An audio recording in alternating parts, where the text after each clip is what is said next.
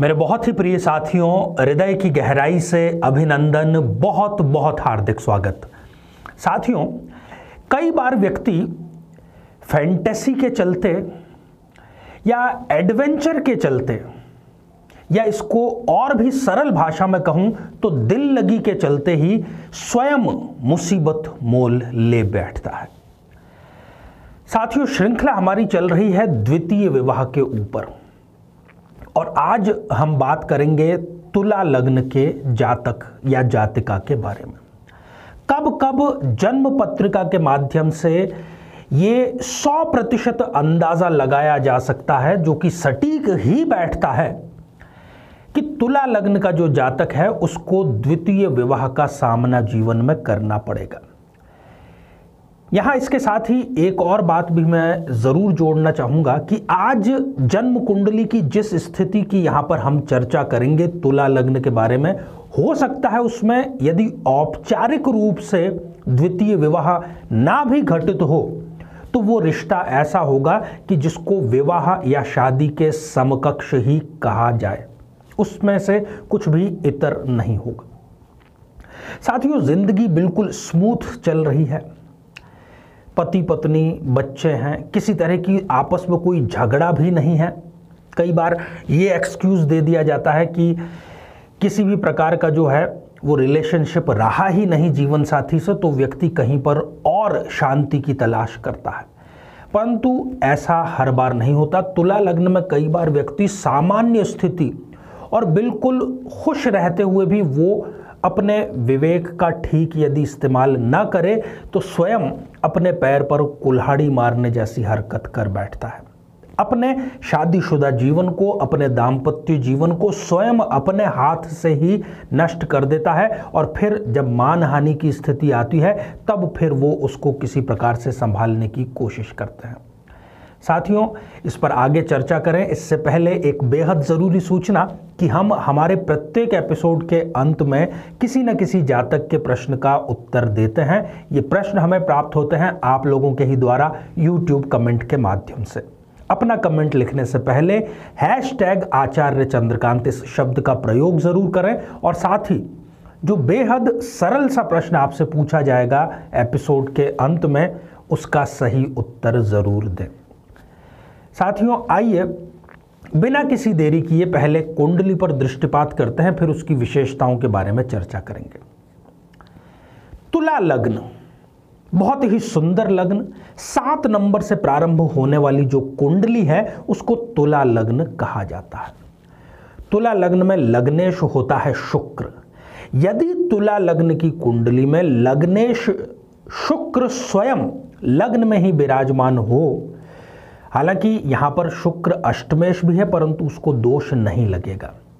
शुक्र लग्नेश है, अष्टमेश है और लग्न में बैठा हुआ है, तो इसको शुक्र केंद्र में होने के कारण हम कुल दीपक योग कहते हैं। साथ ही स्वग्रही शुक्र लग्न में है तो ये मालव्य योग का निर्माण कर रहा है, जो कि एक बहुत ही सुंदर योग निर्मित होता है। अब इसकी सबसे बड़ी दिक्कत क्या है?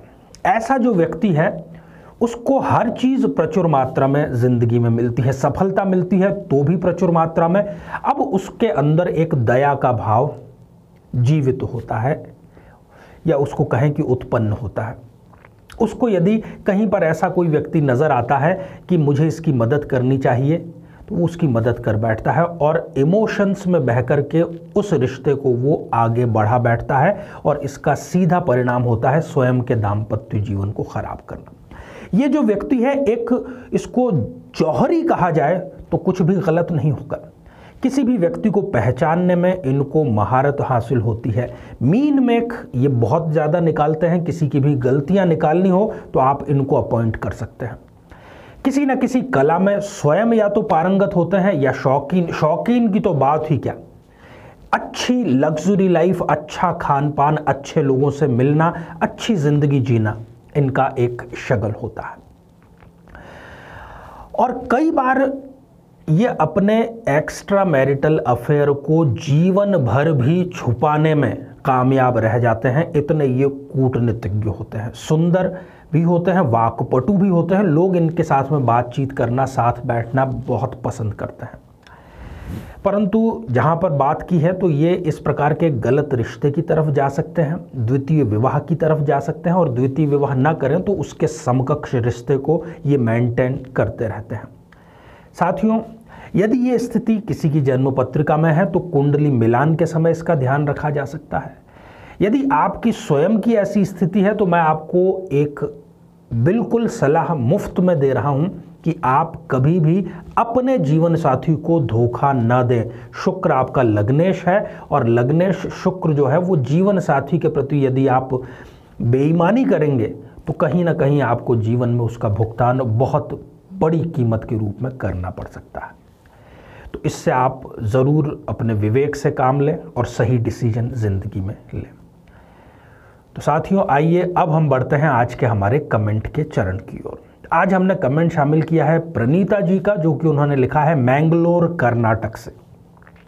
आप मंगलिक हैं, बार बार शादी की बात होकर के टूट जाती है, क्या किया जाए। एक तो आपके जो सप्तमेश है सूर्य, वो जाकर के छठे भाव जो कि एक त्रिक भाव है उसमें विराजमान हो गए। मंगली आप हैं ही, परंतु फिर भी अभी लगातार दिसंबर 2021 तक आपकी शादी का योग चल रहा है। नित्य प्रातः काल 3 बार सूर्य को जल चढ़ा करके आदित्य हृदय स्तोत्र का पाठ करें, बहुत जल्दी आप विवाह बंधन में बंधेंगी। तो साथियों, अब आज का प्रश्न पूछ लिया जाए कि स्वग्रही शुक्र लग्न में यदि है तो वो किस बेहद सुंदर योग का निर्माण कर रहा है। आप सभी स्वस्थ, समृद्ध और शांतिपूर्वक जीवन व्यतीत करें। नमस्कार। जीवन में किसी समस्या का सामना कर रहे हैं, जैसे कि शादी में देरी होना, पति पत्नी में मनमुटाव या तलाक तक की नौबत आ जाना, संतान का प्राप्त न हो पाना, नौकरी या धन प्राप्ति में बाधा आना, जीवन के प्रत्येक क्षेत्र में किसी न किसी प्रकार की बाधा आना, तो आज ही अपनी जन्म पत्रिका का संपूर्ण विश्लेषण करवाएं और पाएं समस्या से सदैव के लिए मुक्ति।